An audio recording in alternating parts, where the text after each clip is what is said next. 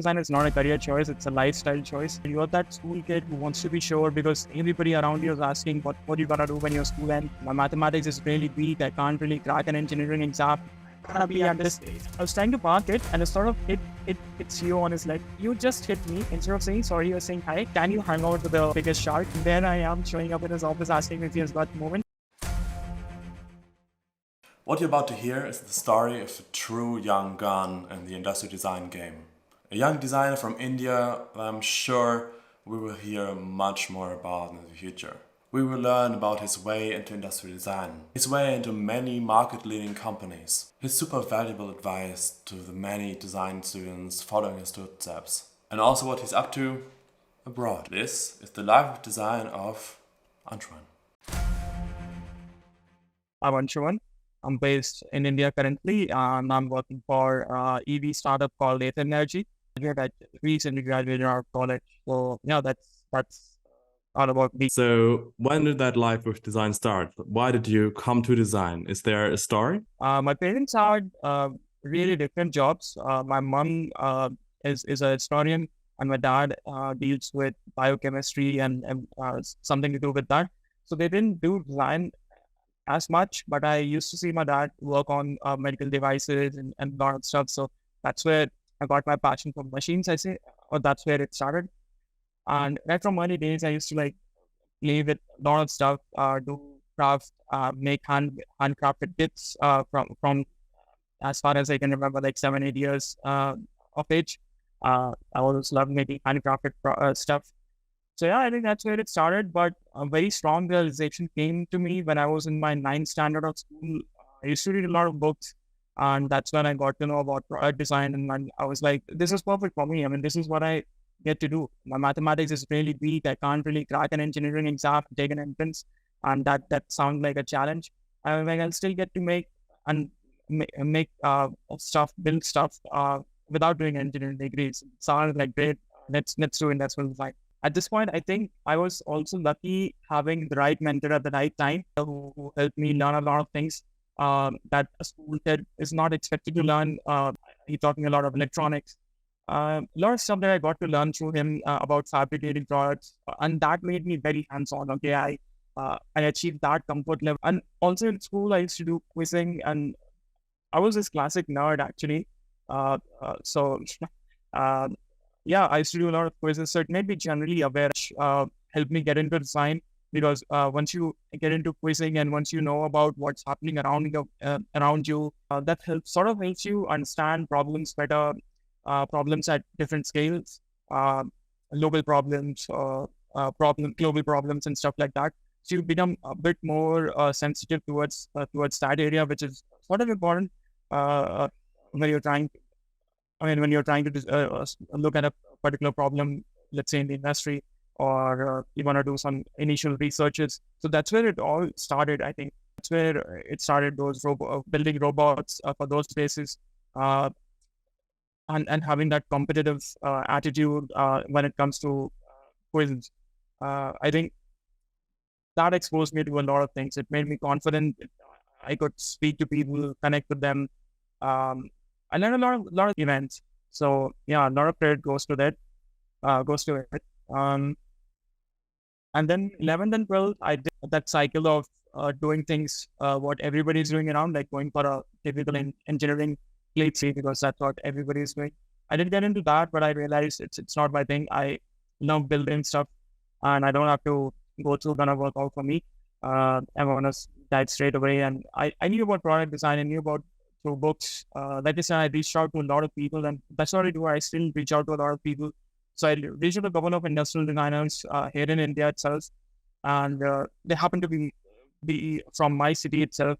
So they sort of we caught up over coffee, and they explained to me the whole industrial design scenario in India. Sort of gave me a pep talk, and that was it. I was sold. I mean, whatever they told me made me believe even more stronger that this is it because you're in 12th standard, you're that school kid who wants to be sure because everybody around you is asking what you're going to do when your school ends, which degree are you going to go for, and you have that pressure. And I was sort of relieved because I had this very clear idea that this is what I want to do because it suits my personality. and I'll ever be bored doing that 4 years of degree. So yeah, I just went ahead with that. And then again, around that time, I had another mentor, school time mentor, who may help me make this decision. And then in college, I got to have this another mentor who sort of you know made me learn a lot of things in my initial college days. Those people, those designers you talked to, were making you confident in your decision to go to design. What kind of things did they tell you? They were blunt. They were blunt. With a degree, you may not even have a job or talk, because there's not a lot of demand for industrial designers. Uh, but then they shared some of their work samples, and they just told me, like, if you what's the best brand that you like.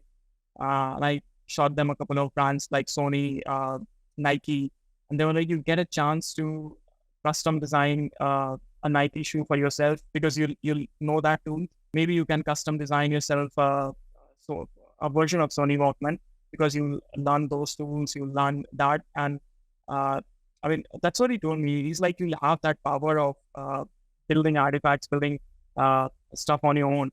You don't even have to work for a brand. You'll have enough knowledge to build products that you want and do your weekend projects. And weekend projects is something that I was really excited about, because like I said, I love building stuff, and I was in much more detail. So I think that is what sold me off. Um, Other than that, they also sort of I could tell, like, they have a very different personality. They stand out from just by the way they used to dress, they dress, or the kind of accessories that they carry. I sort of observed that, and I was like, the sound sure sounds interesting. I mean, they have a very different personality. I got to even look through their sketchbooks, and they sketch out literally every single thing, observations all around, and I sort of like that. I imagine myself living that lifestyle, and yeah, that was all. That was all the inspiration I needed. Yeah, that's cool. So where did you go from there? You applied for schools? That was I was probably late to application. So here, if you want to get into a design school, there are private design schools that don't sort of have written examination or something. You just need to appear for an interview, maybe do a rough portfolio for the interview, like whatever work samples you have, your sketches. But then there's the other half, like government schools, design schools, or public schools, and those are prestigious, and they have their entrance examination. So I was just in time to register for that, and I had a couple of months to prepare for it.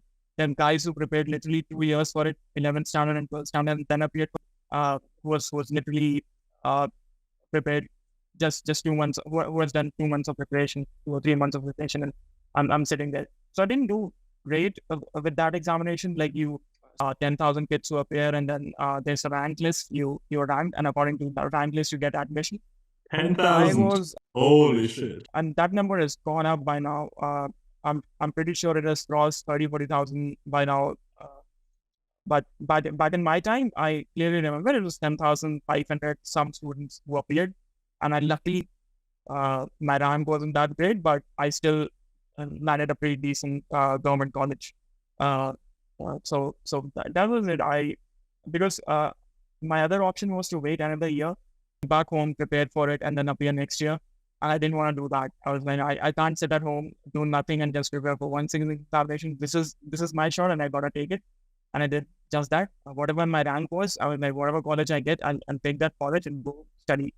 Um, and I was also confident, because those designers that I talked to, they were like, no matter what sort of college you get, just try to get a decent enough college which has got enough resources for you, and then it's your everything. It's the best asset that you build. So it was like, try and build your portfolio, no matter if you're coming from a prestigious college or a decent enough college. If you have a good enough portfolio, you'll do good in the industry. So with that mindset, in school, I'll sort of give it a shot. That's what happened. I landed at a decent college. That's Delhi Technological University, and it's got a decent ranking. It's a beautiful campus, and of course, the college life hits you when you get in. It was super new for me. I didn't understand a lot of things because you're a school kid and you're spoon-fed a lot of things in school, in college. Professors, they give you lectures. And so I was disoriented for a couple of months, and I started even questioning that, is industrial design right for me? And that's when a new mentor comes into the picture. He's a super old guy. We call him LKD, and his name is Lalit, and he's quite respected in the Indian design community, because he sort of started industrial design education back in 1972. So he kickstarted that, and he was mentoring us. So I felt he's the right guy to approach, and I just approached him. Hey, I sort of feel disoriented. The lectures are a bit too hard to understand, and I'm kind of lost. This is not what I had imagined industrial design to be. And he was like, back in the time, he told me that you have to unlearn a lot. So it's like, try to give yourself a bit of room, just take a couple of more months and try to unlearn a lot of things which you had from school, and go easy on you. And I did just that. I sort of unlearned a lot of things, started doing sketching, not interested in. So back in the day, not interested in doing sketching. I was like, well, I'm trying to draw natural figure. You know, like, go easy on you, try it. And I did that. So he used to push me a lot. He always came in with the right advice. I was super lucky to have him by my side. And yeah, he guided me a lot. I think then comes in another mentor who sort of helped me steer through that situation. And once you get used to it, maybe it was just me, or maybe it was everybody in my batch who weren't sure that if they took the right course. I think it happens with everybody once you get into college. Yeah, so he helped me like clear a lot of things, clear my head, and then just get right into it. And after one semester, I think I got used to the whole system of how college goes, how things operate, and I got to do good work. Like there were workshop classes, which I was doing great at. So it was balance of, so there were subjects that I didn't like at all. And then there were subjects that I absolutely loved. So I'll whatever I absolutely love, I'll try to be the best at it. And whatever I don't like, I'll try to do decent enough. That was my approach. And everything fell in place. First semester result came in, and I did okay. I did quite okay. And then, yeah, I think you also get to make friends, right? You learn a lot through your friends. So that's when I started making friends. And if I learn something in Photoshop, I teach them. If they learn a new trick, they teach me. It was that way. So we grew individually, but we also grew together as a group. And that's the best part. Like if somebody asks me even today, like what's the best your college has given to you, I'll say it's the group of friends that I have who are always there. And second is attitude of self-learning. I mean, these are the two best, stuff that happened to me in college. So yeah, that's the young designer in making in first year. There was a lot of unsurety. Looking back, I was naive. I was stupid. I did a lot of mistakes. My mindset has changed. Back then, I was super uncertain of a lot of things. Of course, my viewpoint of the industry was totally different back then, and whatever the viewpoint that I have right now it's totally different. It's totally changed, and now it sounds more obvious. I was like, back in the day, I used to think like that, and that was so stupid. And now it all sounds obvious. So yeah, I think if anybody's listening who's a first year student or second year student, let it come to you. Like, yeah, things are gonna fall in place, and just make sure that your definitions and your understanding of design is always getting updated and always changing. Like if you look back 3 months or 6 months back or a year back, you should clearly see like you used to think differently, or your definition wasn't correct, and you improve that definition. So I think that's what I did. That's what I did year after year.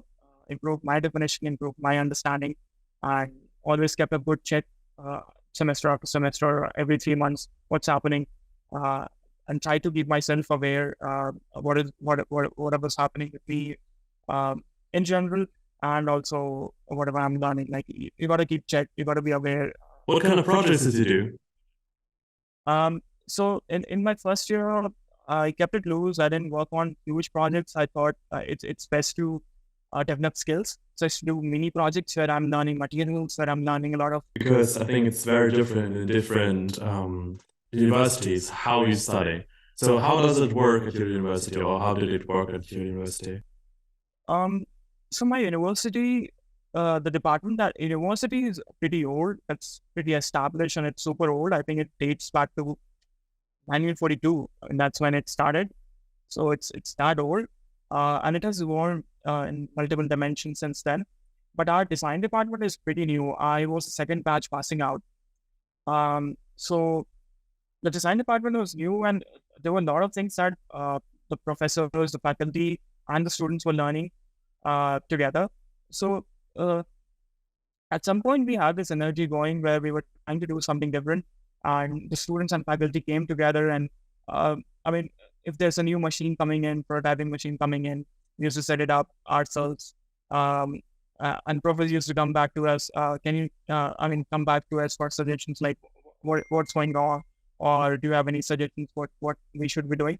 So I think that was best, because if your department grows, if the university is huge and there's a lot of students coming in, and if it's already established, maybe you don't get to interact with faculty or your professors as much as we got to do, because they were new to this place, we were new to this place, and it was from day one. I think it was one-on-one interaction happening, not just in classes but also outside classes, catching up every now and then. So I think, and that sort of reflected in the approach that they had when it comes to lectures. They were pretty free about it. They had strong project beats. They had strong lecture content and stuff. But at the same time, they were very forgiving and pretty lenient when it comes to your execution. They were like, try to go your own way and explore. So even if the beat said you have to use this particular material, if you added a bit more to it, or if you sort of went beyond the brief, it was okay. It was a bit forgiving in that sense. So in first year, we didn't have large projects as in spanning 3 months or 6 months, like a semester project. We had mini projects as well, which were like 2 weeks or 4 weeks of time. You get a design constraint. So in materials, I mean, we used to get a design constraint, like try to make a lamp, build a lamp for yourself that you can use in your hostel room, and using these many materials and stuff like that. For sketching classes, it was all observational because all of us were new to it. We were getting used to moving away from blue and black pens that we used to use in school, and try to get some art instruments. So I think the faculty was great in terms of trying to make us getting used to artistic way of doing things. So used to make us observe more than make those line. Of course, he told us that you've got to practice your line quality and stuff. But what you do with that is more important. So you made us to go on field trips. And there was a lot of observation nearby. Used to there was this class where all of us had to act like models, and all of the rest studied for you. Folks would draw that die turn by turn. So all of these activities sort of got us together as a batch, and also taught stuff. So first year was pretty forgiving. It wasn't, of course, things used to get competitive with us as a batch, like who's doing better, trying to get it. But I think that was in the competition. But yeah, second year onwards, things started to get serious, where we had to take more mature beats. Can you go into specifics?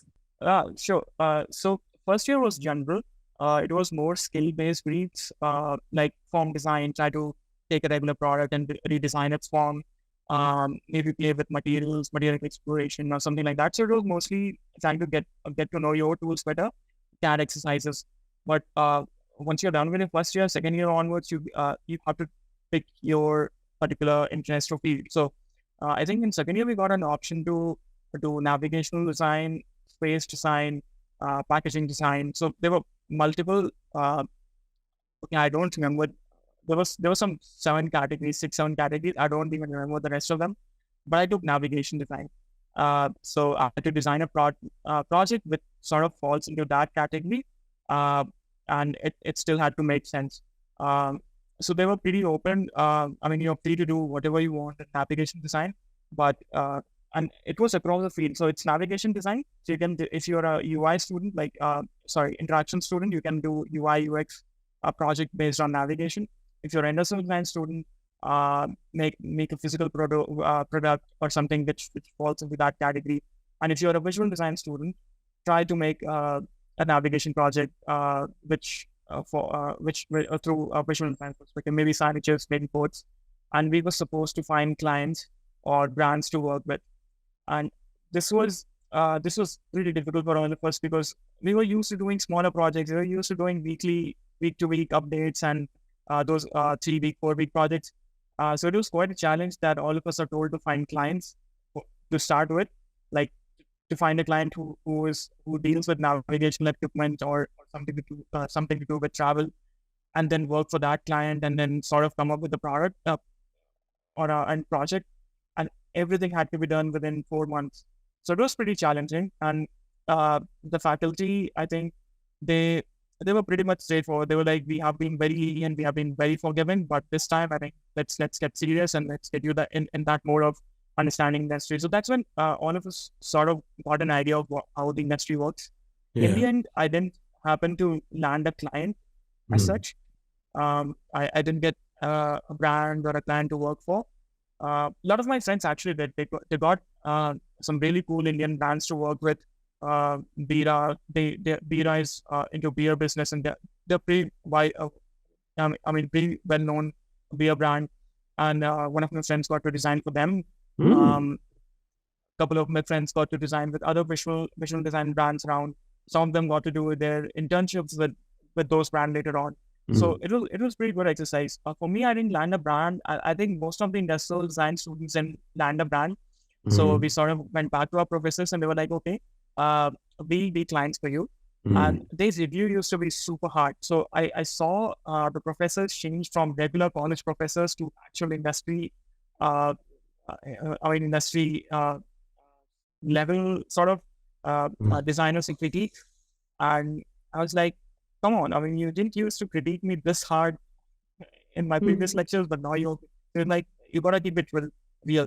And in the end, I happened to make a project which was to do with helping disabled navigate in city using haptics and 3D surround sound or binaural audio. And that was a pretty cool project because I gave everything that I had. I did literally every single thing, video editing. Let's start from beginning. So it was exploring the idea, trying to find a problem, and then boiling it down to one particular problem that I want to work. And then form design. How do I make this thing work? Making an actual physical product that works, figuring out the electronics. And by the way, I was in a technical university, so there were a lot of engineering guys to actually talk to help me build the electronics. So it was really, really helpful. And it was all done within 4 months.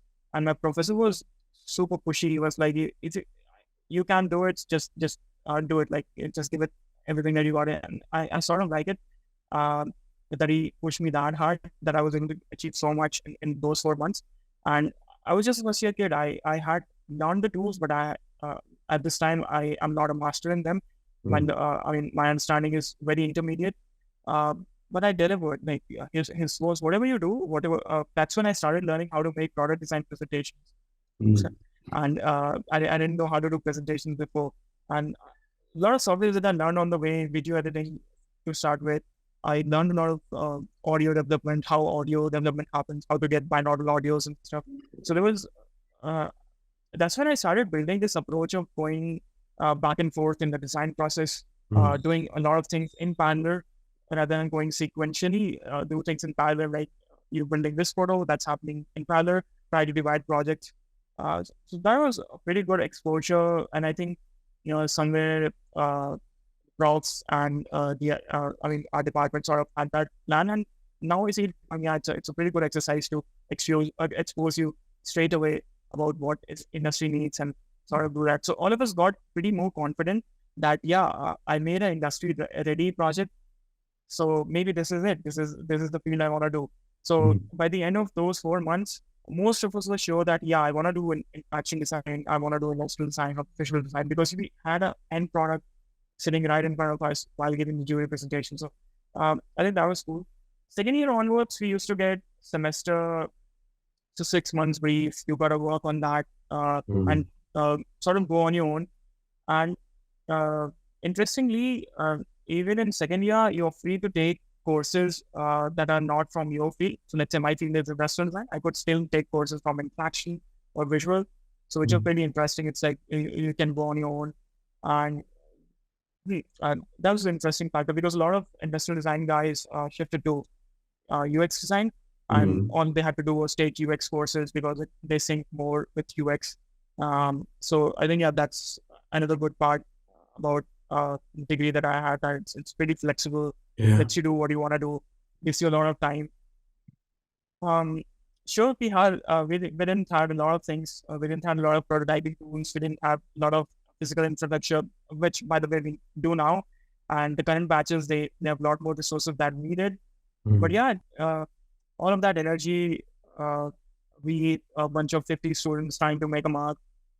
It was all worth it. That energy was, but that's something I'll always miss. It's amazing. Sounds like an amazing time. Yeah, it totally was. It was totally worth those 4 years. Of course, COVID hit. We all had to go remote and take virtual classes. Yeah. When did that happen in your design journey? The very same semester, when we got that first design project to work with clients.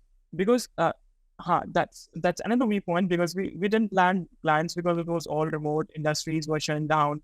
A lot of stuff happening around. So it was not a normal time.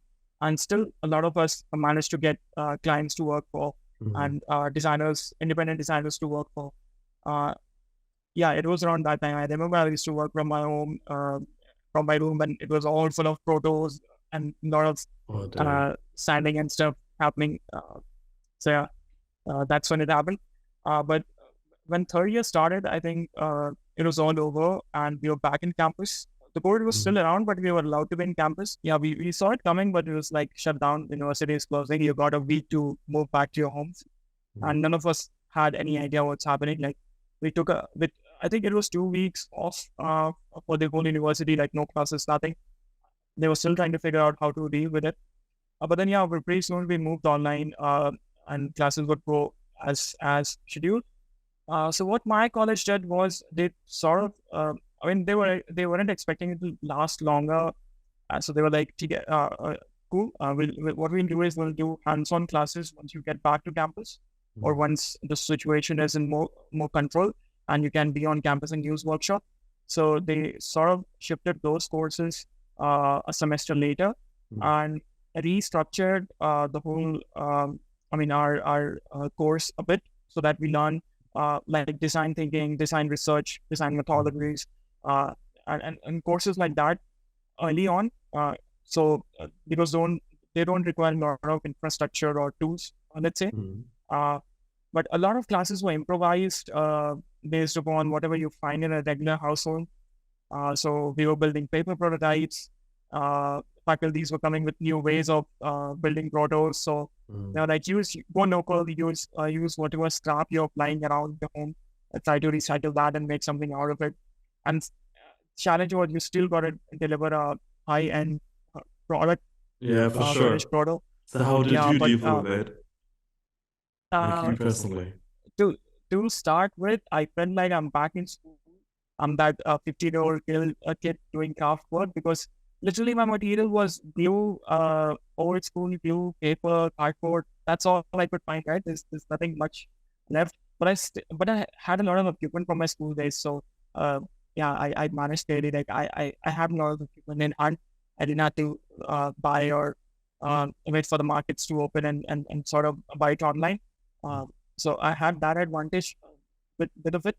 But it was like, okay, I'm back to basic materials. I'm back to paper. I'm back to cardboard.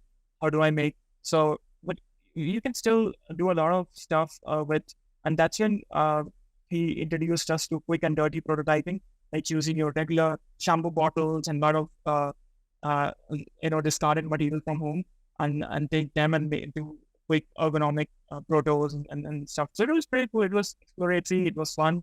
And then we were getting to learn a lot of stuff. But that 1 year was challenging. There were a lot of times when class didn't go as interactive as it was supposed to be. but they had to change a lot of assignments a bit so that everybody is interested in. And I remember one particular assignment where we were supposed to make a vlog of our life in lockdown, starting from the point you wake up and the point when you go to sleep. And that was only to bring us even more closer together as a batch, because you make a. I was not used to me being on camera at all. I was super shy of it, but I still managed to do that. And then in the end, it didn't end there. Okay, you had to present that to the whole class. Imagine that happening to you as a person who was socially awkward, who introvert. And it opened me up. It opened a lot of us. It showed our vulnerabilities and a lot of stuff. So we got together, even when it was challenging. Like all of those assignments had to be changed. A lot of things, so that we interact as a class. I think that was what they were trying to do. I mean, make us more interactive so that we learn and sort of stick around. And when we got back to campus, okay, after 1 year of waiting, ours was a special case because most of the engineering batchmates or college mates, they weren't allowed to be back on campus. They were still doing online classes, but we sort of got a special permission to be on campus because our course was more hands-on. So we sort of felt because whole campus was just for us. Okay, it was super quiet. That's so cool. Yeah, bunch of design kids. We were all by ourselves. We sort of felt like we ruled the campus because there's nobody else. There's literally nobody else. It is all quiet. We have wherever you go, you find place to sit, and it's all eerie. At some point, it's all quiet. But we loved that time.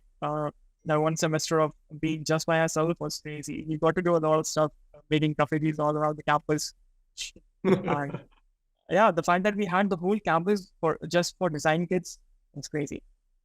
But yeah, that's when we got back into more of doing more, taking it seriously, getting back into workshops, UX folks or interaction folks. I think they got back to be on campus and sort of come together, work together as a team instead of working online.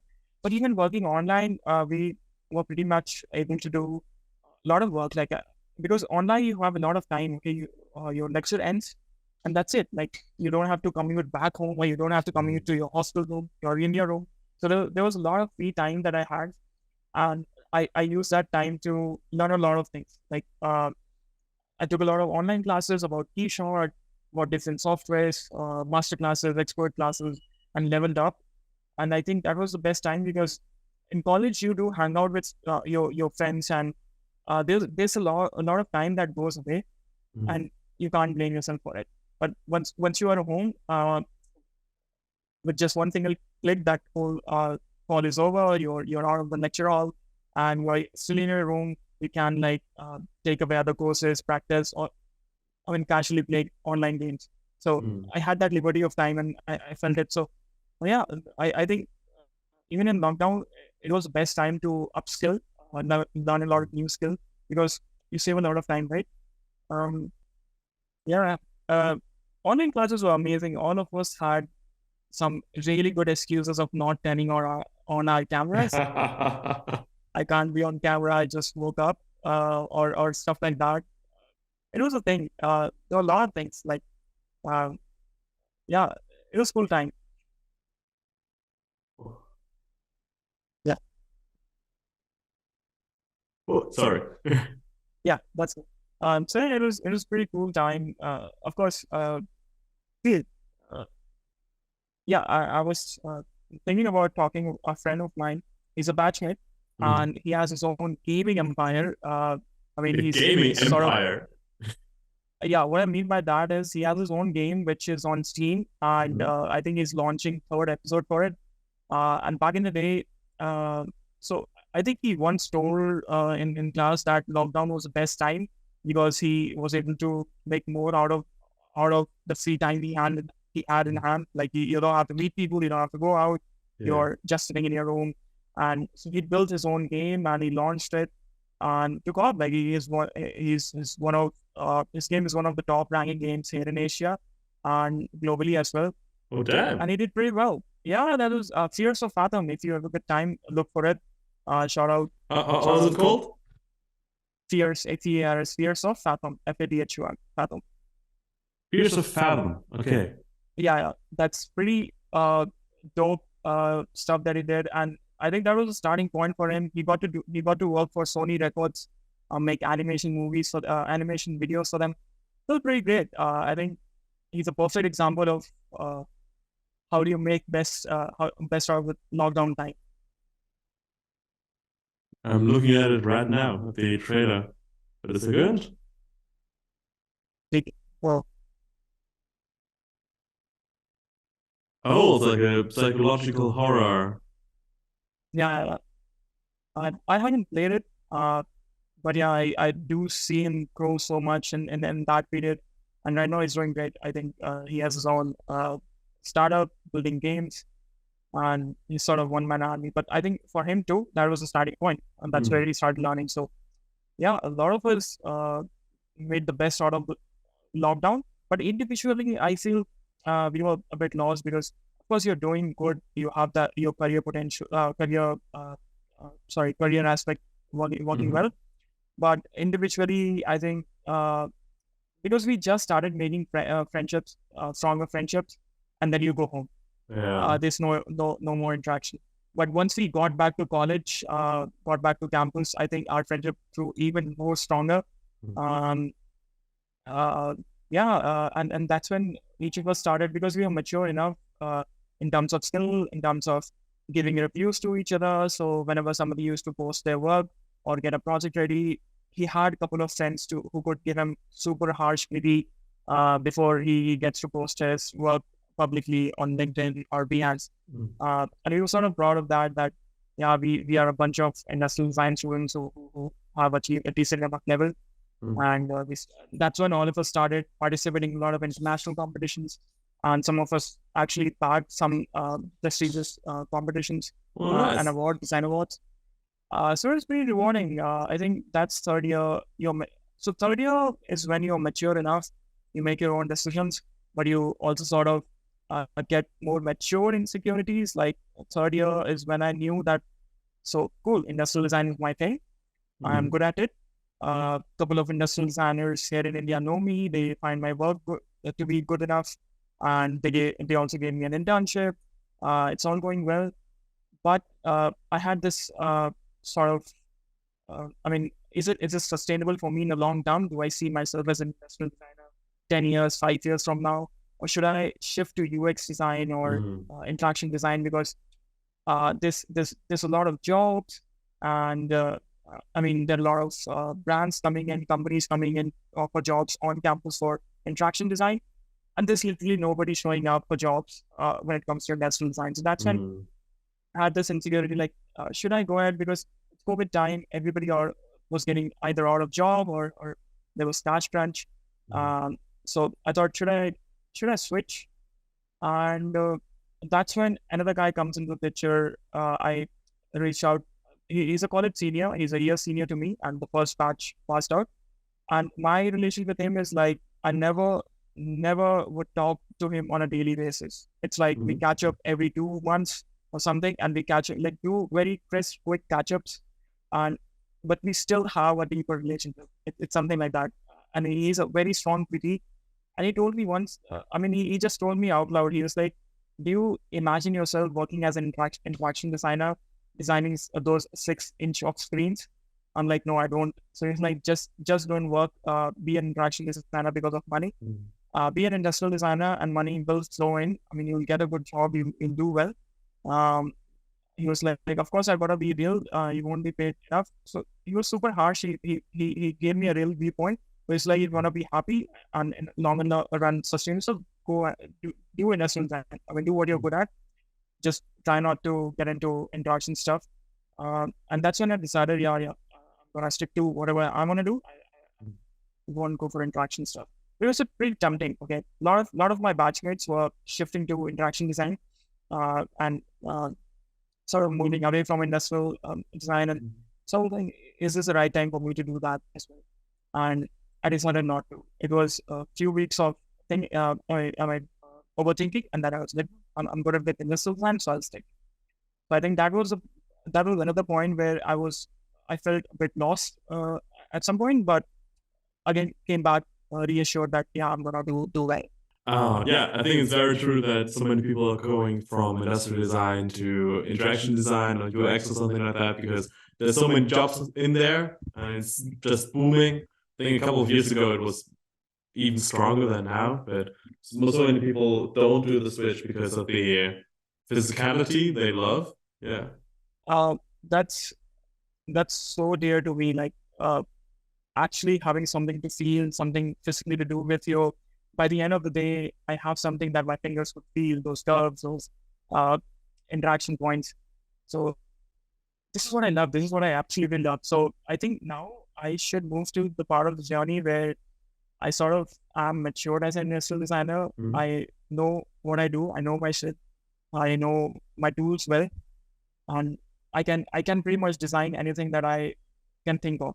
I'm not constrained by software. I'm not constrained by, my knowledge of CAD, my knowledge of rendering is, pretty good by now. And I'm also much more mature in terms of the way I think. Like I look at problems differently. I look at practicality more. And so I think I talked a lot about my school days, but I didn't talk a lot about when I started to look myself more professionally. So when I was over with this whole situation of whether I should be an interaction designer or stick to industrial design, I came in strong. I was pretty sure this is what I want to do, and I got to do it. I got to be best at it, nothing less. And Makes that's when I sense. landed my internship with Bosch. Oh, And dang. I had already, and before that, I had already worked for a brand called Tata Elxsi. So Tata is a very renowned Indian conglomerate and have Tata Elxsi, which is a design consultancy firm. So I worked with them and made pretty strong mentor relationships there as well. Sorry. Oh, good to The guy hear. who mentored me at Elxsi, we are still in touch. He lives in Bangalore, and sometimes I happen to grab a coffee over a weekend with him. And so that will start. And after Elxsi, of course, I was insecure whether I should do industrial design, but then I landed this internship with Bosch. And around the same time, another interesting happened to me was that I landed a full scholarship with Offsite. So Offsite is a American, it's by Advanced Design, and it's a American industrial design course to level up and be industry ready. So you get taught by industry mentors, some of the very widely known industry mentors, Michael Vitolo, Spencer Nechant, of course, Hector Silva was the founder. So a lot of them have built a name for themselves, and everybody knows them in the industrial design circle. So that was a crazy time because I was working for Bosch. I was building products for them, and I got treated as a professional designer, not as a freshie or an intern. And my mentor was pretty much, he was like, I'll go hard on you, and he used to critique me well. Like, he used to outrightly say that this is not working out, you didn't get it right. And that's what I liked about him. But at the same time, he was a bit soft that I learn a lot of stuff. So I love that they treated me as a professional designer or a fresh hire as an intern, and gave me with a lot of responsibilities, made me like, I think, he was like, there was a client presentation, he was like, take over, present it to the client. And that was my first client presentation. I had no idea what to do. He was like, do as you did it to us. It's all cool. Take it. If you mess up, we'll be there to take care of it. And it went well. So cool. it was very reassuring for me that he had that faith in me and he let me do it. He let me take over. Around Bosch, I did a lot of crazy stuff. Of course, I was hands-on, very, very hands-on. Yeah. So I could see the workshops. The first 2 days of my internship, I was literally looking at the workshop, and I was like, when will I ever get a chance to be in that workshop and build protos? And my mentor sort of saw that coming, and he was like, you're cool if you want to build something. So I used to build teeny tiny projects, fun projects, over the weekend. They had nothing to do with my internship, nothing to just, maybe I built a wooden desk organizer for myself, and stuff. So I was going all around the studio building teeny tiny stuff. We used to play carom at Bosch. I think I can share this. Yeah. So we used to play carom, and my mentor and I, he was also very hands-on, and we had that sync. So we were like, let's do it. Let's make a custom cardboard table for that carom board to sit on so that we can play. And then we did a lot of crazy stuff. We were like, let's redesign a studio a bit. So those projects were side projects. And if you ask me, those were the best projects I worked on. Of course, the professional work was there. It was pretty rewarding. But my best bonding that happened with the mentor was those side projects, quick side projects. We used to get ideas. Hey, can we do this? Can we 3D print this and make this mechanism work? He had a fish tank idea where he wanted to do a self-regulating water fountain or something. And we're like, can you make a quick POC, proof of concept, and make it work? So we used to do a lot of fun weekend projects together, and that's when I knew that I fit right in. I fit into the industry, and at the same time, offsite happened. So I was interning by day, and I made sure that I show up every single day and not take leave. And since the offsite was completely online and it was American time, so the classes used to happen at night. So it's like one full day of work and then classes at night. It was pretty challenging, like doing internship during day and then doing classes almost throughout the night and then getting very little time to sleep. But I absolutely loved it because I had just come out of that phase of being uncertain. And now that I'm certain, I wanted to give everything that I've got. So those 3 months, they sort of drained me out in terms of physical energy. Like I didn't get enough sleep. But even at offsite, people were amazing. Like just imagine being with somebody who's 10 years senior to you and he wants to get into industrial design. He's studying alongside you. There are kids who are younger to me. I mean, let's say a first year kid or a second year kid, and he too enrolled into the same course. So there's this wide spectrum of folks from different places, different countries, different demographics, at the same time coming together for a class, showing up, and then trying to learn something. And even the mentors were crazy as in that like, they're super professional. They know their work. I mean, they know their job, and they mentor you just right.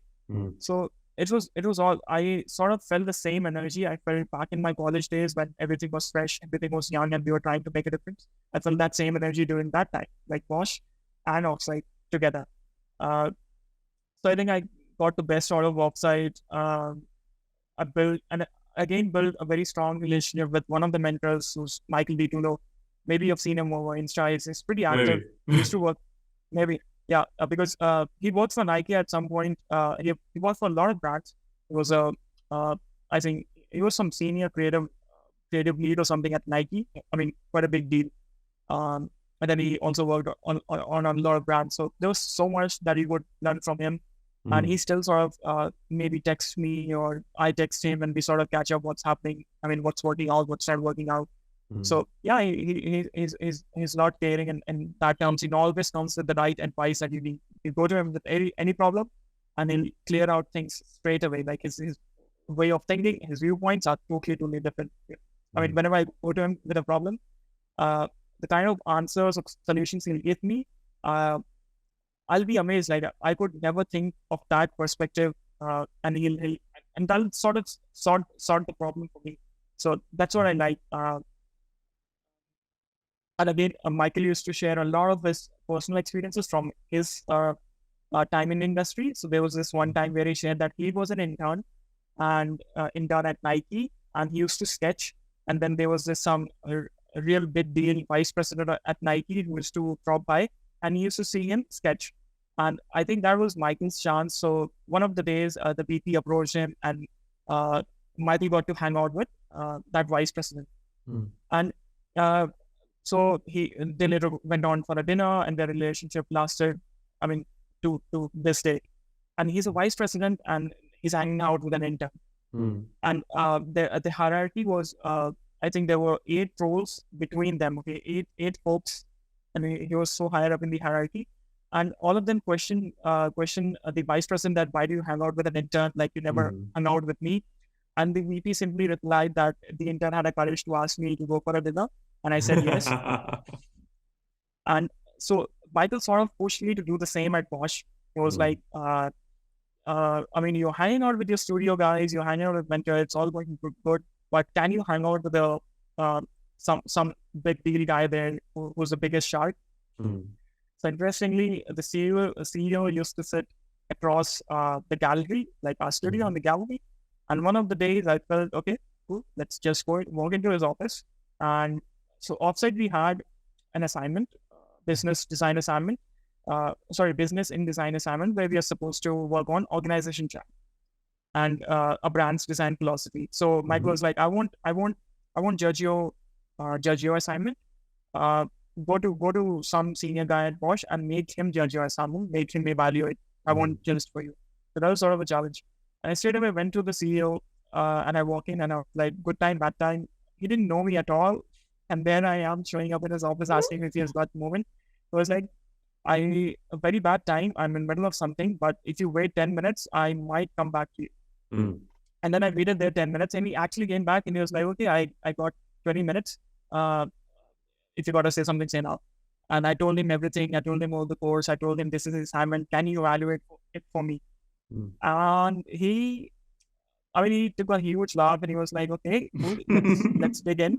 We sat together and he only had that 20 minutes of time. But then that conversation lasted 40 to 50 minutes or something like that. And he literally explained me everything. He sort of talked about my journey and talked about his journey because he's super senior. He was like 32 years of experience. Oh, damn. But maybe he's old school, maybe he's slow, but he's not slow at all. He's not old school at all. He knows every single Gen Z term. He was more Gen Z and more young than I was. And that was sort of, and after that incident, whenever I used to see him in the elevator or see him grab a coffee, we used to smile or maybe share something what's happening.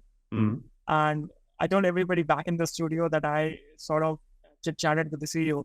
And I was like, come on, it took me 2.5 years of work to get 30 minutes of his time. And here you are just casually walking into his office. So I was like, so that's the power of being an intern, right? You can do crazy stuff and they won't fire you for that because you're a kid. It can be forgiven. So that's the attitude I built there. And again, I built like really strong relationships with the studio head. He's a super cool guy, and he offered me a job eventually. And he was like, do you want to work for us? And I said, yes, yeah, why not? Once my college gets over, sure thing. And so that's when a Bosch internship ended. That's when offsite ended. And I was even more sure. I'm more confident guy. Like my portfolio is pretty good. It's competitive. A lot of places. I started applying to a lot of other places as well. Like, hey, can you review my portfolio? Hey, can you, if you have a job or an internship, can you give it to me? And that's where I started doing a lot of interviews, job interviews or internship interviews. And let's say 8 out of 10 interviews I cracked. I mean, it was that way. So I was pretty confident and I started, and that's when I felt I need to move to Europe. Offsite gave me a very clear picture of what US is like. And I saw a lot of opportunities and I felt I should move out of India. I mean, it's time to move away, get that experience, get into their design scenario, understand their viewpoint, and then maybe come back a few years from now and come back to my home and work from here. So that is something which came out of offsite. Okay, I got a global perspective. So I thought let's start applying for places, and I applied to a lot of places, got a lot of opportunities, but at some point felt a lot of resistance when visa, relocation, immigration, a lot of stuff. But then it was pretty rewarding because I actually applied to a lot of companies, cold mailed them, and this is my habit. Whatever internship that I've done so far is all through cold mails. I never applied through job portals. I never did it the right way, or if there is a right way. I just used to approach people like, hey, stalk them on LinkedIn and then reach out to them. Can you give me an internship? And can you look at my work? If you like it, can you do it? And I'm a kid, right? I'm a college kid. I'm just applying. So there's no harm. Let's just cold mail everybody. And if somebody replies, I'll be lucky. So that's my approach. Like it's just do it. So that's what I did. I cold mailed a lot of folks in Germany, of course, and a lot of studios in England, a lot of studios in France. and I got a reply from them. And most of the time, we got on calls. They loved the work.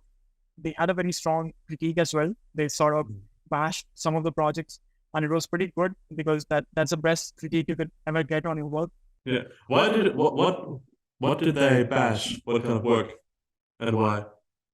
So some of my earlier projects, they had the vision, but they lacked clarity in terms of exploration. Like uh, maybe I wasn't clear in the mechanism front, how things are gonna fall in place. There were a lot of practicality issues. Okay, you have got a beautiful looking project, you've got a beautiful product that looks cool, but can an end user actually use it in the end?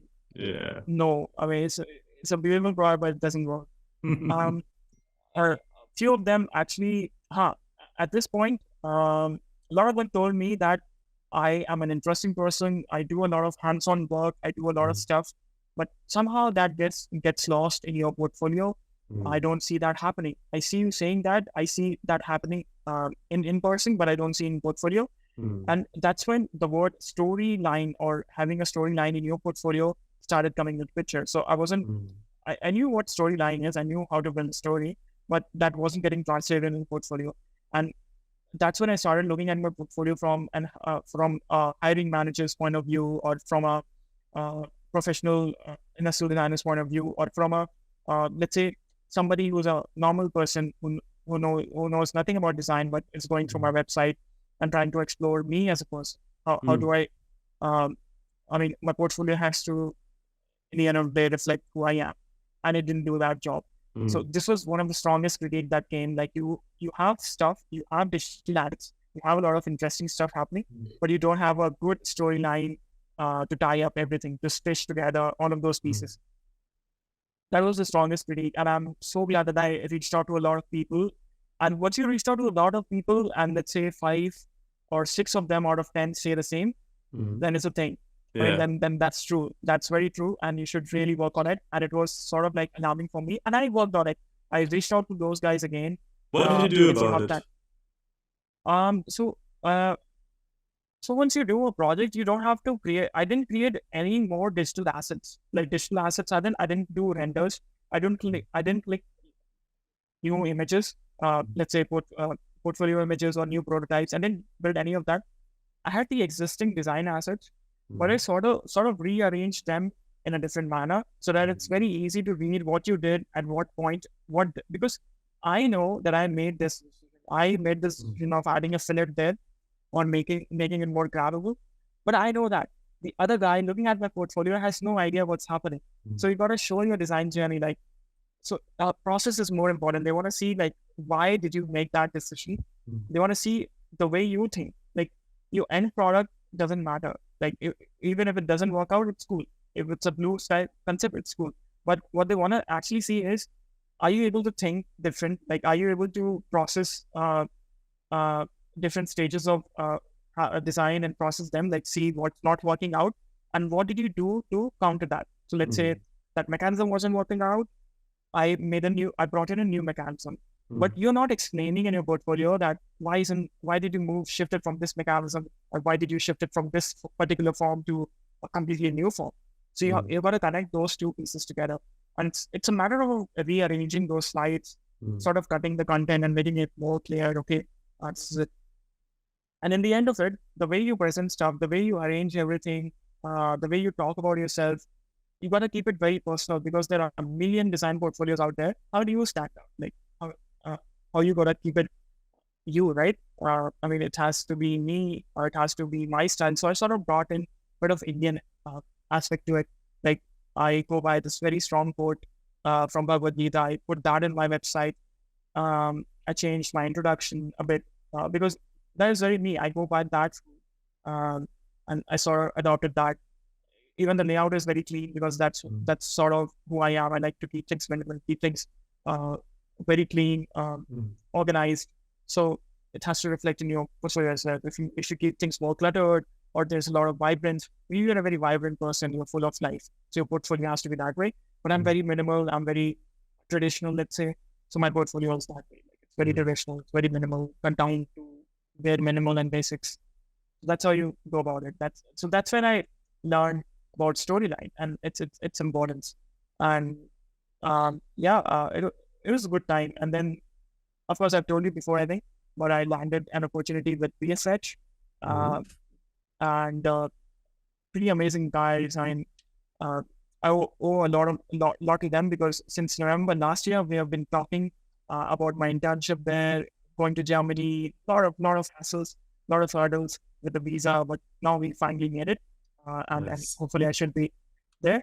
So in the end of it, and of course, so I got dejected because I have the opportunity. I mean, I have a really good opportunity of doing an internship abroad, or possibly that could be a full-time job as well. But here I am, like, trying to figure out how to get a visa. And it's not my fault, right? It's all the situations. COVID just got over, and there are a lot of pending visas. So I lost as in, I became dejected. I started questioning, like, is there anything wrong with me? And I was like, no, there's nothing wrong. I already have the opportunity. My portfolio is good. It's a situation. So I gotta get over it. And that's when I went back home and I did sole projects. So my mentor in the industry used to say that you gotta work on, so 10 to 5 is your design life, your professional life. I am designing for Bosch. 5 p.m. to 10 a.m. next morning is my life. So I gotta live the way I do.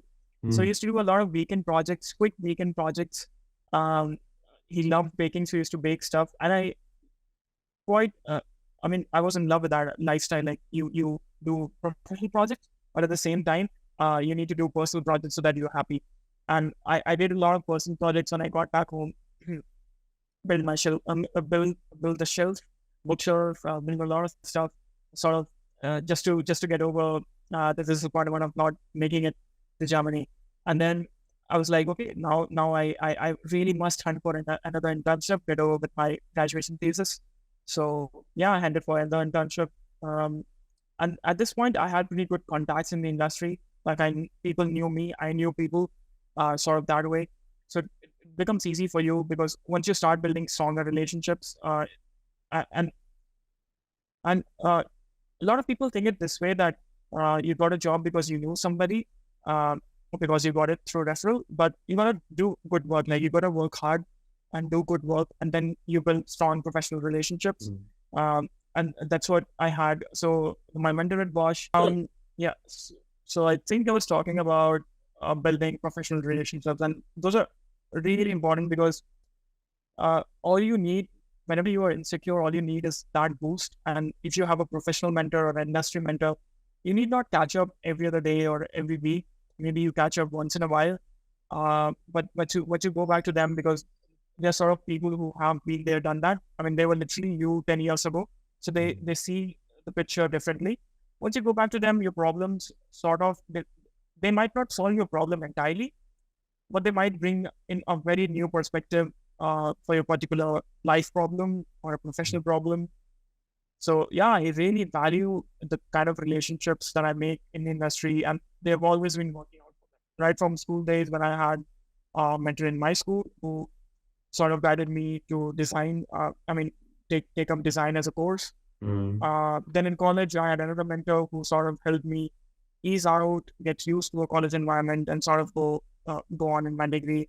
Then I started building professional relationships where they were pushy, but they were, at the same time, they made sure that I learned a lot of stuff. And here I am right now, where I have really strong professional relationships who are, I might not hang out with them every single or that frequently, but whenever we catch up, that meeting is very productive. I mean, it always brings in a lot of fresh perspective, different way of looking at things. And of course, you connect better, people know you, you know people. So opportunities also flow in. If you want a review, if you want some help, you want to be rescued, you want to get that proto ready, and you don't know who to approach, or you run out of 3D printed filament, there are people you can reach out to. Yeah. So that is always very rewarding. So yeah, I started with my internship at Ather, and what kind of company is that? So Ather is exactly the workplace I'm built for, and I'll explain you why. Because back in 2013 or 2012, two young college folks who are the founder of Ather. Mhm. So Ather literally stands for air in its cleanest form. Oh. So what the company is trying to do is build electric scooters for Indian market. Mhm. So we are trying to move away from petrol-based scooters and try to bring in electric vehicles. But India is a very interesting market. Chinese scooters don't work out for us because it's built for China. Indian consumers want something more, and we can't really adopt electric scooters from Europe because European needs are totally different. It's a short-term commute, 15-20 minutes. But here in India, the scooters have to be real flexible. And those guys cracked it. So 2013, they were fresh out of college, and this was their graduation project. And they passed out of IT Madras. They literally started their company on campus. And so this was my workplace. I was like, those college dudes could manage to do something like build a brand which every single Indian household knows in a matter of 1 decade. They built that. The design team was really young. Like it was one single guy. He's Shantanu, and he's some godly figure to me because he does real good magic. And he was super young as well, and he got in touch with those guys. He designed for them. He designed the current vehicle that they have right now, and it's been selling well. And these folks took 8 years to develop the technology. They didn't introduce any product in the market. They took 8 or 9 years to develop that product and then launch. It's very difficult for a young company to have no product, no sales for 8 years and do just research. Yeah. So develop their battery technology. There are a lot of competitors. There are a lot of electric EV scooter manufacturers, but I sort of felt in sync with the team. I was like, I gotta be at this place. I mean, I really gotta be at this because all the designers working at Ather are pretty well known. Like in the Indian community, I mean, there's nowhere you can't know them as industrial designers and finish off your degree. It's like that. Every single student knows them or has seen their portfolio at some point. And they too have worked for some of the prestigious two-wheeler automakers like Honda. Some of them work with Nissan and a lot of automotive guys as well. So I thought let's go ahead, let's do this, and it still has that startup energy. Like I'm a nerd, and all of their meeting rooms are named after fictional characters of fictional cities like Vice City, Agarwa, lot of characters from Harry Potter. So it's that young energy. Like even if you see a 50-year-old working for Ather, he's not a 50-year-old. He's like a 22-year-old guy. It's that kind of energy. The team here is amazing. Like they're just so viral when it comes to doing crazy stuff, and I loved it. Like from day one, like you walk into the studio and you see prototypes. It's a messy place, but it's a very organized chaos. I mean, it's a super organized chaos, and I love that. And it's very hands-on, like the kind of machines they have, the kind of prototyping abilities that they have. And and on the second day of my internship, I bumped into the CEO himself. Like the CEO was just walking past, and I took so they gave me an electric scooter to ride, and you can actually take that electric scooter or put that into elevator or use the ramp, take it all the way to third floor and park it next to your work desk because it's an electric scooter, so you can do that. So I was fascinated by that. So I was trying to park it, and it sort of hit CEO on his leg, the scooter bump. And he sort of adjusted himself, and he was trying to walk past. And then I was like, hey, hi, nice meeting you. And he's sort of puzzled. He's like, you just hit me. Instead of saying sorry, you're saying hi. And I explained that I'm an intern. I just joined in.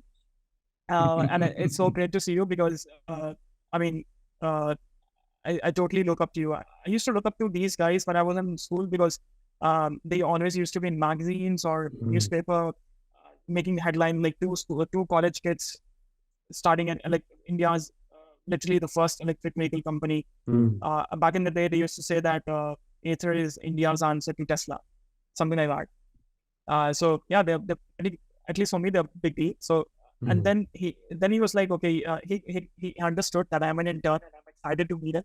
He was like, which college you're from, and it was real quick. And then he actually knew the project I was working on. He asked like what project I was working on, and I told him this is the project I'm working on. So he was like, hey, I know that project. I know that project. He just said that and he walked away. And he was like, okay, I will catch up sometime later. So that was it. And then you always have this, my manager is real cool.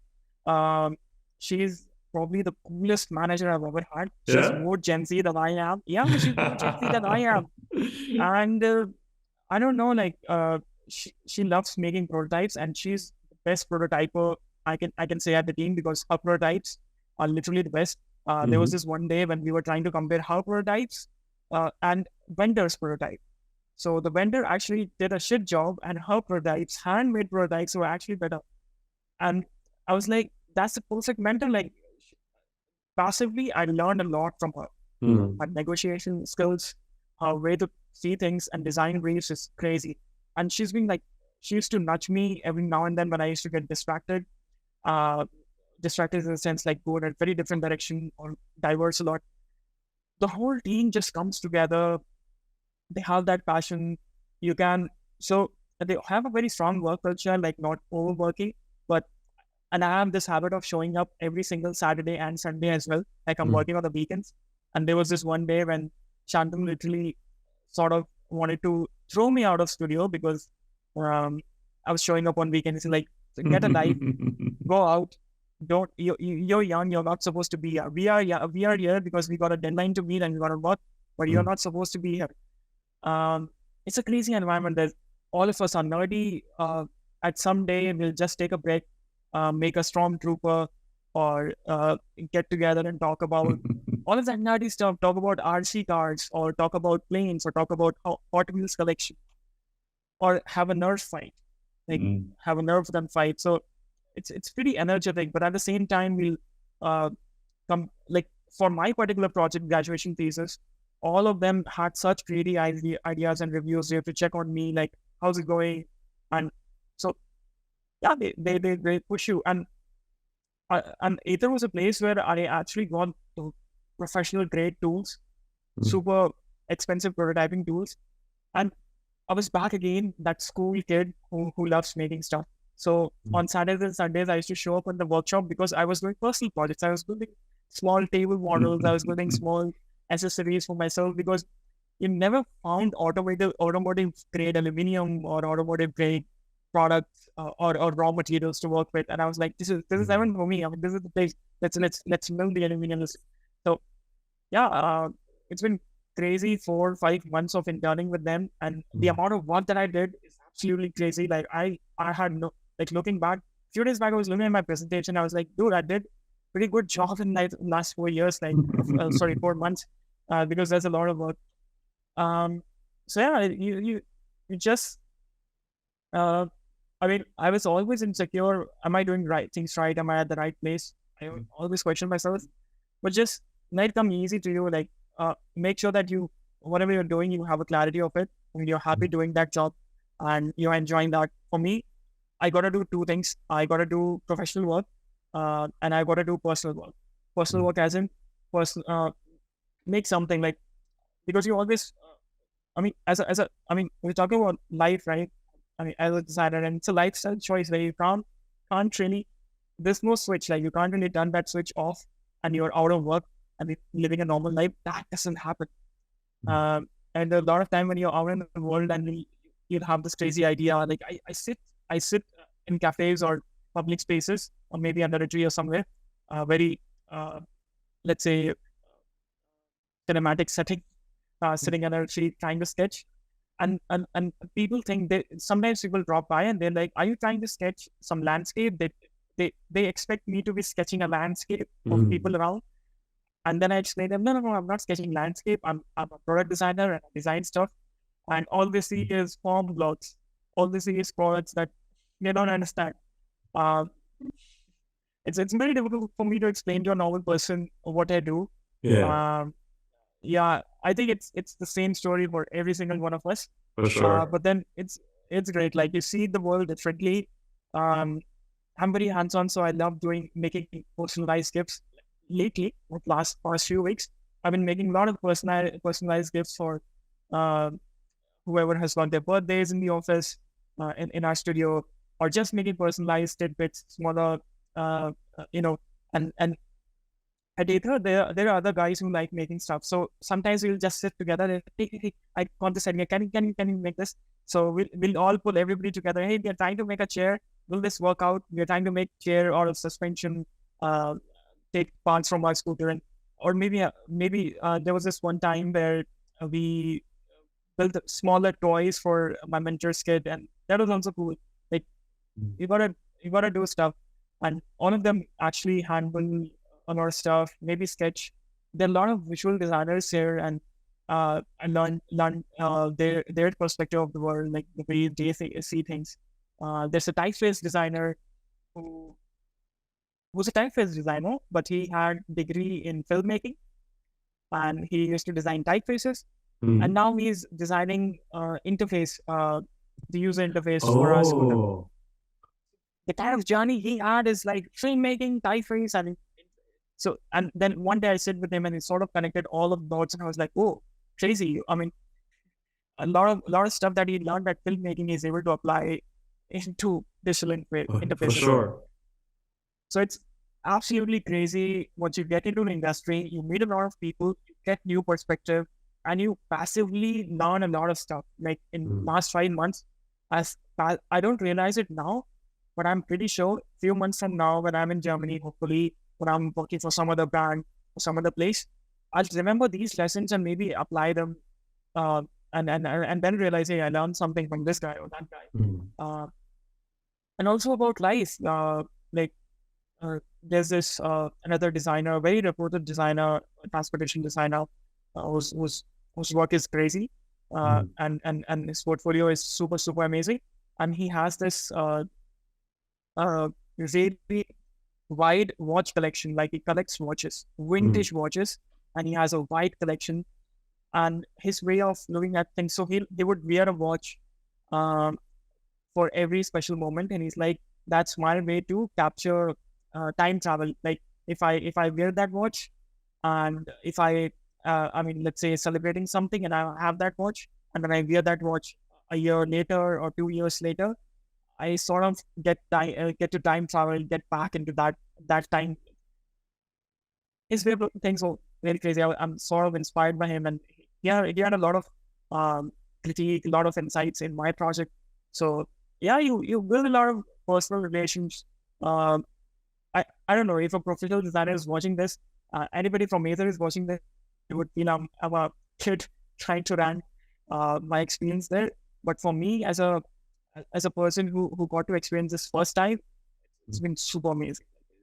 It's great. I'm just so glad I chose this field, because there are days when I don't feel like working, but it's not like, hey, I hate my job. I don't know what I'm doing. Nothing. I mean, I don't think that has ever happened to me. Like you get there, you want to work, you want to be hyperactive and get things done, get messy, get dirty, that kind of mindset. So yeah, that's pretty much me. That's so cool. Sounds like you had an amazing time so far. So what Yeah, does absolutely. the future bring? Of course, I don't know, maybe I listen to this podcast 5 years from now, and I'll say, hey, I was so stupid by then. So I'm not sure what future brings. Short term, I'll be in Germany for a while.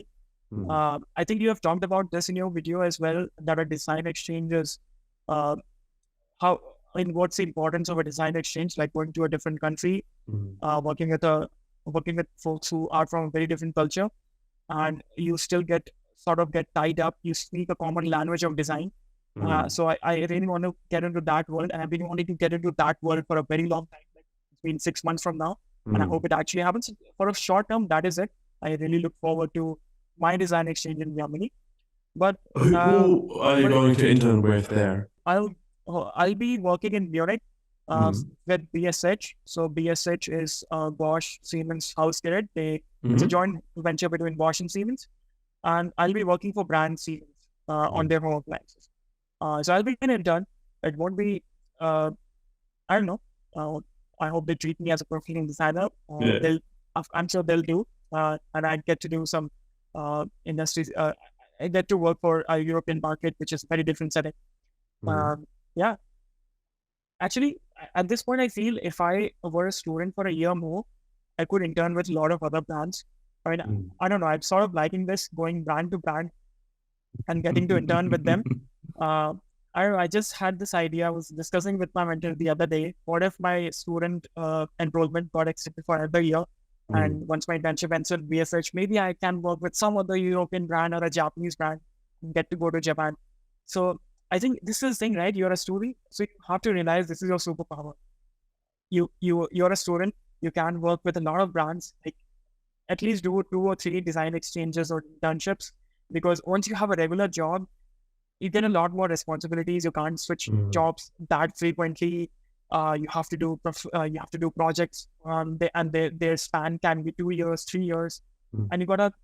I mean, if you are into that project, you are the guy who's gonna deliver that. So you're not moving away 2 years or 3. And if you have lived in a place for 2 or 3 years, maybe you might settle for another 10 years. But now's the time. If you're a fresh graduate or you are in your final year of college, just realize that you have the superpower of moving in your country, like going to different cities, working with different clients.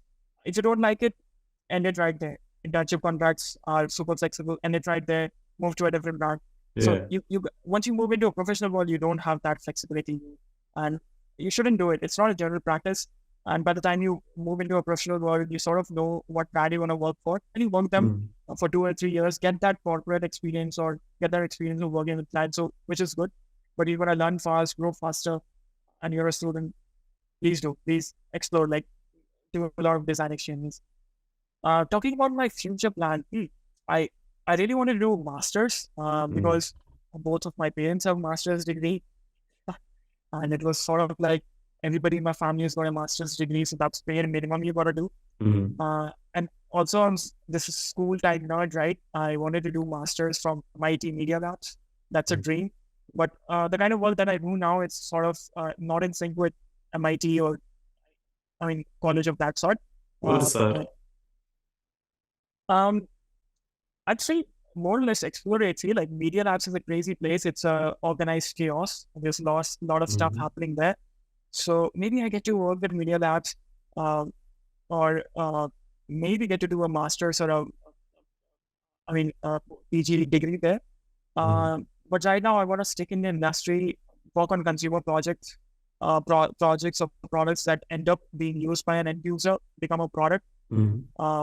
Of course, I want to be exploratory, do a lot of research and stuff like that. But I'm sort of liking this. I'm sort of liking working in the industry, getting products out, getting to work on real projects. So I think I'm gonna do that for another couple of years, and then go. So doing a master's is definitely a plan. But again, coming back to my offsite days, that's when I realized that I know enough. After doing offsite, I was like, I know enough to survive in the industry, and I shouldn't go for a master's degree because it won't make sense, right? I just got over with my bachelor's. I have enough skill. So doing another master's in industrial design won't make sense because I don't get to learn as much. So I was like, let's stick around in industry, figure out what's my deeper understanding of industrial design, what sort of products excite me, and then maybe do a master's in that particular area. Like maybe I do a master's in materials, maybe I do a master's which has nothing to do with design. Maybe I do a master's in business. So I just gotta explore more, know my taste, and then go ahead with it. But that's a long-term plan. Like do a master's, explore a couple of countries. Like maybe I love Europe. I have a personal thing for Europe, so that's the thing. I just want to stick around 2 or 3 years there and see how it goes. And then I plan to return back to India and keep this as my base. Yeah, sounds like a plan. Sounds like a plan. And at some point, I also want to teach students, but that's 7 years or 10 years down the line. Yeah. And at this moment itself, I'm like mentoring a couple of my college juniors, and I think that's the best way to go about it because I've done a lot of mistakes, and I have enough experiences to share. At least share with them, my college juniors, with the college juniors. So even after this call, right, I sort of have a portfolio review to do for a second-year-old kid who just wants to land an internship series, like, can you review your portfolio and stuff like that. So you gotta do it. Because I got a lot of help from my seniors, I got a lot of help from my professional mentors. So I feel like, yeah, why not? Let's just do it. And it also brings in some real fresh perspective, because he is 2 or 3 years younger than me. I would love to see what changes they have brought to the department. I'll love to see, do they think different? So yeah, I don't see myself as a professional mentor right now. But maybe at some point I am, and I get to teach at college. That'll be a dream job. If you ask, That would be amazing, yeah. And I feel like, especially in your story, there's a lot of stories of mentors and people being there for you. I think that's like a big topic in your big red line in your whole story. There's always someone that was able to help you, and if you were that kind of person for them, that's amazing. Yeah, that's right. Talking about this, in offsite, you also get a mentor, industry mentor. So my mentor was from America. He has his own independent design studio in Wisconsin, and he is also a college professor at University of Wisconsin. So he has this very interesting story, because he has been teaching for 12 years, and he also has been a professional designer for 12, 13 years. And he decided to quit his job. He would still do client projects and stuff, maybe take up professional projects just to stick around the industry and not lose his professional skills. But he was like, I am teaching college students. So he sort of realized that is his dream job, being a college professor, teaching young graduates about industrial design, taking prototyping classes, taking whatever, like lectures. And so he sort of made a switch. So I think, yeah, that's how that has something to do with my story too. Maybe that motivated me. And I saw me being that guy. So yeah, being able to teach kids in college in a design school is a dream job. If you ask me, that's my dream job. And I can relate so hard. Yeah. Yep. That's I know. There's nothing much to my life. If I erase design, I don't think there's anything that's left. Like everything that I do, right from waking up to going back to sleep, revolves around design. I mean, interesting. I never thought about it, but I think that's the same with all of my friends as well. Whenever you get together, whenever we go out, it's very difficult not to bring in topics about, hey, I like that CMF. That car is so sexy. What if they had done those line a bit higher, a bit lower? Normal folks don't do that. Yeah, it's special. It's very special. Yeah. I feel like that's part of every profession. Like if Yeah, you, true. for example, you are a welder, you see weldings everywhere, and you talk about that with your colleagues or friends. And I think that, like, for designers, for product designers especially, it's a little bit different, because there's in comparison to some other fields, way more products just everywhere. I think the same for architects or maybe welders, because there's a lot of welding being done. Yeah, I mean, workers, construction workers, because whatever they do is out there. I mean, it's people are actually using it. So all of these professions where your product actually happens to be getting used by an end user, it's out in the world, and you have that satisfaction of, hey, I built that. People are living in that building. People are using this. It's so damn rewarding. Like it's so cool. I see that people saying it. Like, I designed that car 7 years ago, and I see a kid sitting in that glowing bubbles, those shampoo bubbles or whatever those are. And he loved that. He shared that story. I was like, this is so rewarding for him 7 years ago, and he sees that car now. So yeah, I mean, I think this is the best part about our job. For sure. Yeah, that's amazing. Maybe to conclude this all, if there's anything, probably even many things, and I think you even know a lot of that just from your mind already, because you are mentoring people. is there things or are there things you would say to your juniors to help them? Anything that you see is like a repeating problem or something like that, that you know how to Um, solve? uh, so design is also very subjective. Like the kind of problems I face, maybe it's not for sure that our recent third year or second year or first year kid would feel the same. Because all of us, I mean, if there are 52 folks in a single class, there are 52 viewpoints. Yeah, I for mean, there sure. have to be 52 viewpoints. But talking about problems in general, being insecure is very common. I mean, it's a professional course, and you have this imposter syndrome every single now and then. Am am I cut for this? Is this what I want? Because there is so much competition out in the world. Sometimes it gets very difficult for you, frustrating for you to, churn out fresh ideas, bring something new to the table.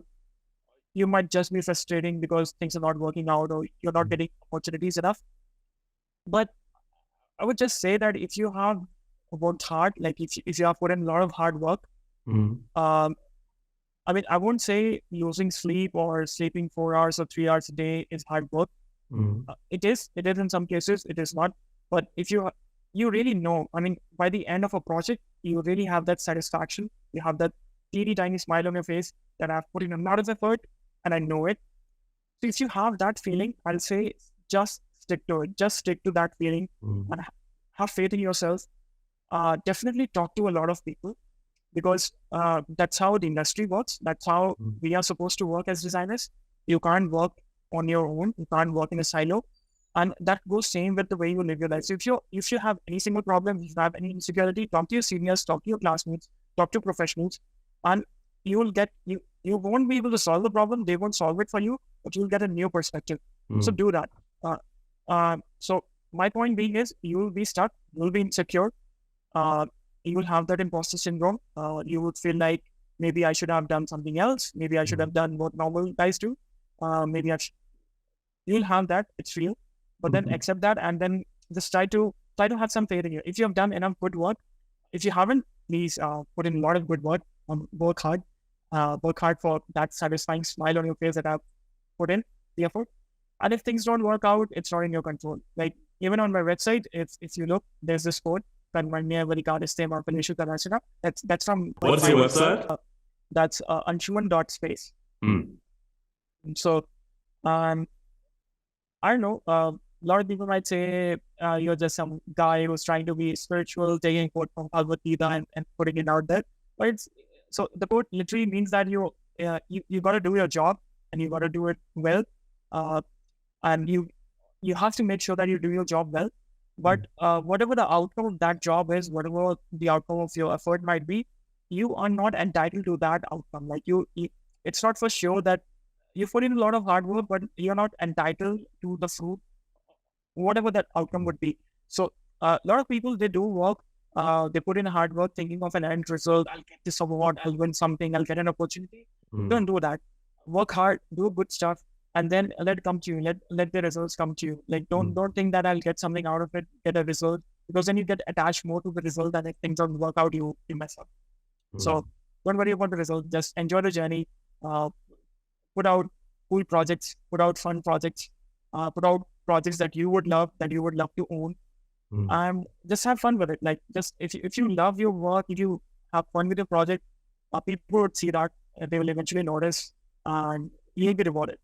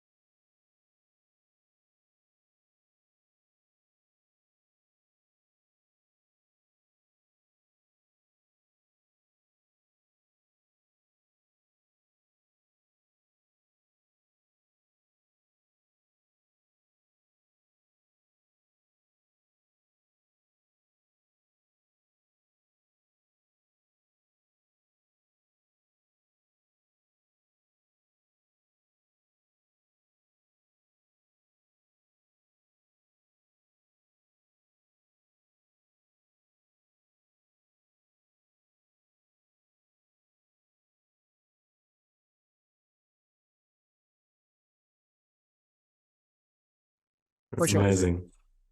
Yeah. That's so cool. Yeah, thank you for your time. Thank you for Thanks, Nicolai. talking about Thanks. all that. It's been over 2 hours, so I think you're gonna have a have a hard time editing this. Nah, it's gonna be fine. Good luck. Yep.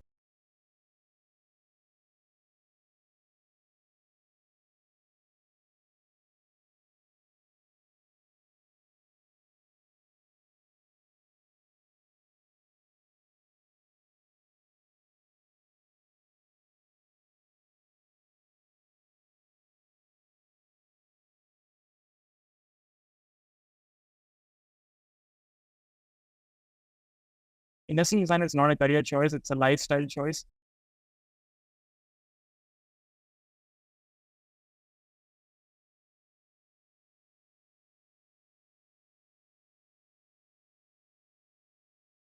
I mean, yeah, right now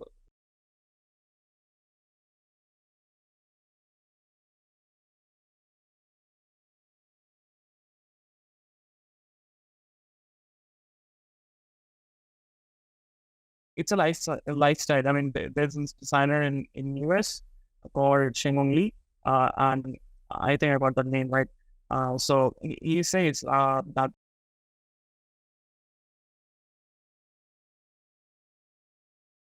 definitely changed in design school. I was this kid who got into design. I had all of that bookish knowledge of doing things linearly. It works out. It works great. But then towards the end of my design school, and now that I'm about different branch, I got to know that flexible with the process. You got to be super hands-on, and because there's a timeline.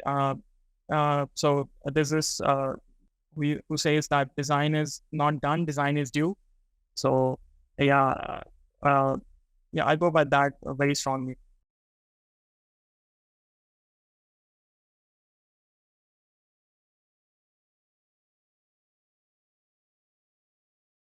Getting hands-on, getting straight into photos is something that I love doing and something that I really working out for me. Yeah, cool. So let's maybe go